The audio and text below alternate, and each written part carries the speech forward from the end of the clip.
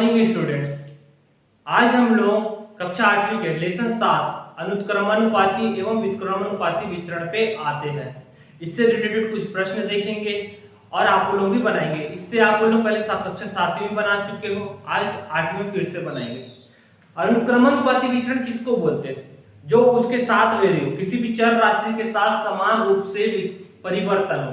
जैसे कि मान लो कोई गाड़ी, मान लेते हैं कोई गाड़ी 10 मिनट में 5 किलोमीटर चलता है, तो हम यदि पूछे 20 मिनट में कितना चलेगा, तो हम कैसे निकालेंगे? 10 मिनट में 5 चल रहा है तो 20 मिनट में कितना चलेगा? तो हम 2 का क्या कर दिए गुणा। जैसे कि इसमें 2 का गुणा हो रहा है, इसमें भी क्या करेंगे 2 का गुणा, तो कितना हो जाएगा 10 किलोमीटर। यानी ये जैसा परिवर्तित हो रहा है तो इसके मान में भी क्या हो रहा है, परिवर्तन हो रहा है। समान चर राशि में समान मान में परिवर्तन हो रहा है, यानी x1 और x2 में परिवर्तन हो रहा है, y1 और y2 में परिवर्तन हो रहा है।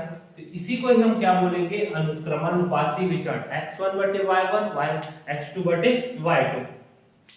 इसी प्रकार व्युत्क्रमणुपाती विचरण की बात आएगी तो उस टाइम उसके बारे में पढ़ेंगे। अभी तो अनुत्क्रमणुपात से क्वेश्चन है, तो हम लोग अनुत्क्रमणुपाती के लिए क्या फॉर्मूला हो जाएगा, x1 अपॉन y1 बराबर x2 अपॉन y2। ये अनुत्क्रमणुपाती के लिए फॉर्मूला होगी। व्युत्क्रमणुपाती जस्ट अनुत्क्रमणुपाती में क्या होगा, उल्टा होगा। तो उस टाइम उसके लिए देखेंगे, एक दूसरे के अपोजिट है दोनों, और क्वेश्चन से भी क्लियर होगा ज्यादा डाउट। तो सबसे पहले हम लोग प्रश्नावली के पहले क्वेश्चन पे आते हैं। एकदम सिंपल सा क्वेश्चन है, सारणी दे दिया है। अब प्रश्न में क्या बोल रहा है, नीचे दिए गए किन सारणियों में x और y का अनुक्रमणुपाती विचरण में स्थिरांक का मान ज्ञात कीजिए।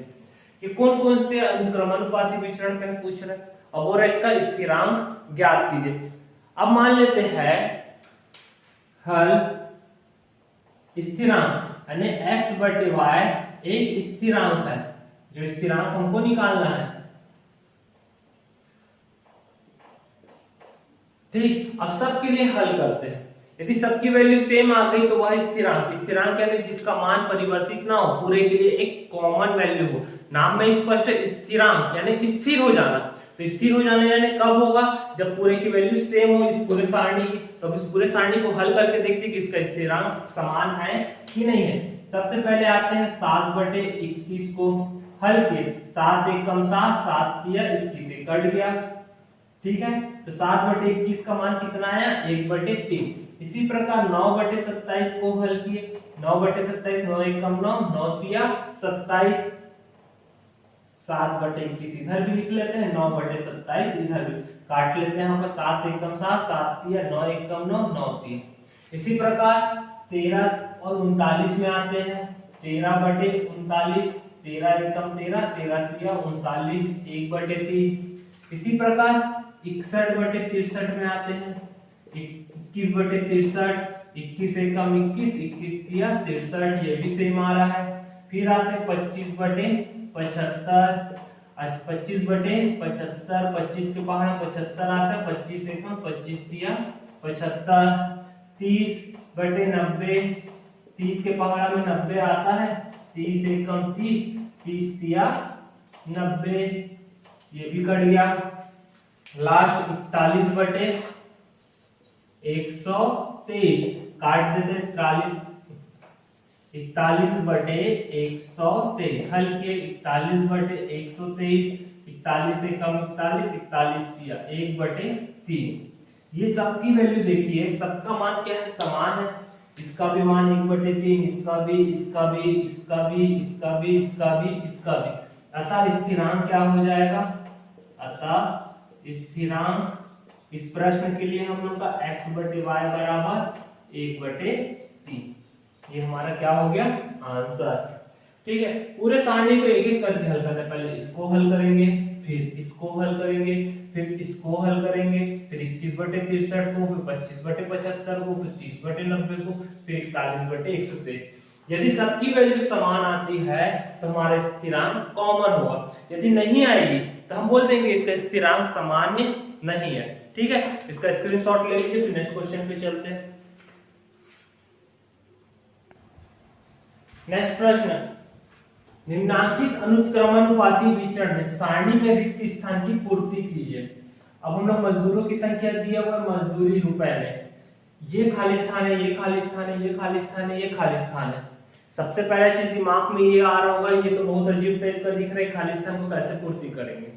सबसे मेन चीज यही आता है स्टूडेंट्स के दिमाग में कि हम लोग को तो दिख रहा है, खाली स्थान को कैसे भरेंगे। अब ये नहीं है कि रट के भर दिए, अधिकांश स्टूडेंट वही करते हैं कि रट के भरते हैं। रट के भरने वाला कोई काम ही नहीं है। पेपर में भले कुछ भी क्वेश्चन हो, यदि हमको अंक बदल के दे दिया तो हम क्या करेंगे, क्वेश्चन में तो फंस गए, वही बस देखते देखते हमारा दिमाग खराब हो जाएगा। जब तक हमको मेथड नहीं पता रहे कि इसके बाद क्या आया, कैसे आया, तब तक हम लोग को हल करने में बहुत दिक्कत होता है। तो इसलिए मेथड पे ध्यान दीजिए, कॉन्सेप्ट क्लियर कीजिए और क्वेश्चन को हल कीजिए। चलिए अब हल करते हैं ना। ये सबसे पहले वाली पूरा ऊपर वाले को हम x मान लेते हैं, इसको मान लेते हैं x1, इसको मान लेते हैं x2, ये x3, ये x4, ये x5, ये x6। यानी ये वैल्यू क्या हो गया हमारा x3 और ये वैल्यू क्या हो गया है x6। उसका मान अब हम लोग को निकालना है। शुरू वाला मान क्या है x1 का, यहाँ पास लिखे रहने देता हूँ, ये x2 का, x3 का, x4 का, x5 का और x6 का। नीचे वाले को y दे देते हैं, इसको दे देते हैं y1, इसको दे दिया y2, ये हो गया y3, y4, ये हो गया y5, ये हो गया y6। अब इसका मान निकालना। अब प्रश्न में देखिए क्या बोल रहा है, अनुत्क्रमणुपाती विचरण है। अनुत्क्रमणुपाती विचरण है, अनुत्क्रमणुपात विचरण है, हल कर रहे हैं ना। क्योंकि अनुत्क्रमणुपात विचरण है तो हम क्या पढ़े, x1 बटे y1 बराबर होगा x2 बटे y2 के। x1 बटे y1 बराबर x2 बटे y2। जहां x1 का भी मान पता है हम लोग को, x1 बराबर कितना हो गया 1, x2 बराबर हमको कितना पता हो गया 2, y1 बराबर कितना पता हो गया 50, y2 का मान हमें नहीं पता, क्वेश्चन मार्क। तो अब इस मान के हम बस रखें, x1 का मान कितना है 1 बटे क्या हो जाएगा y1 का मान 50, x2 का मान 2, इसका मान नहीं पता। अब इसका त्रिज्या गुणा कर दिए तो y2 बराबर क्या हो जाएगा 2 गुणित 50, तो y2 का मान कितना हो गया 100। ये पहला आंसर मिल गया हम लोग को फर्स्ट, ठीक है। यानी y2 हमारे को मिल गया है 100। अब हमको x3 निकालना। अब ये कॉलम को छोड़ दिया, किसके पास है, इन दोनों के पास, ठीक है। सेकंड के लिए इसी प्रकार हम लोग सेकंड वाले के पास है।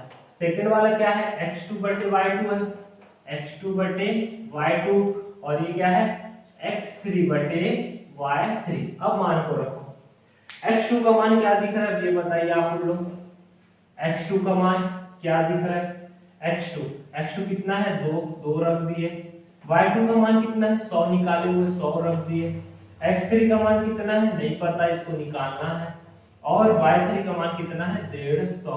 अब हल के 2 से ये कट जाएगा, 50 बार में कितना बचा 1 बटे 50, x3 बटे 150, 150 का त्रिज्या गुणा किए तो 150 बटे 50, x3 50 में कम 50, 50 3 जा, इसको मिटा रहा हूं थोड़ा सा,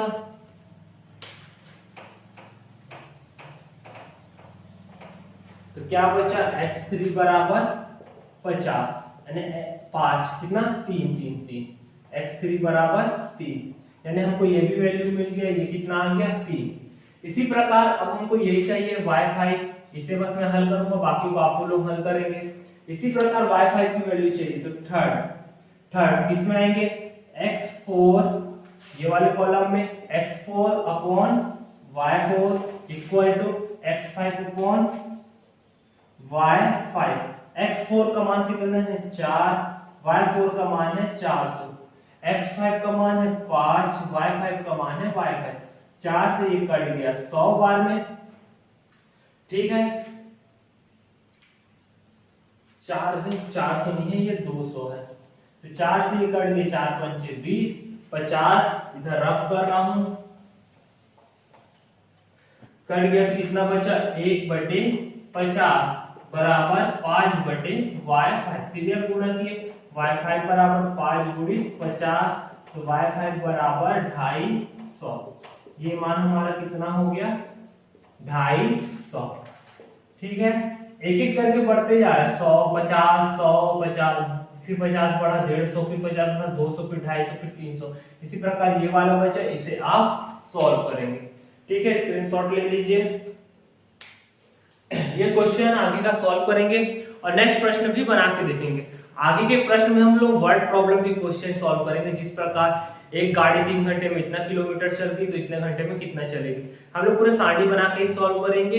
बाकी आपके क्वेश्चन जो बचे हुए हैं कॉलम के, इसको बना लीजिएगा। पिछले क्लास में भी हम लोग पढ़े हुए हैं इस प्रकार के क्वेश्चन। तब हम मिलते हैं नेक्स्ट क्लास में वर्ड प्रॉब्लम के क्वेश्चन को लेके। Okay, thank you, bye.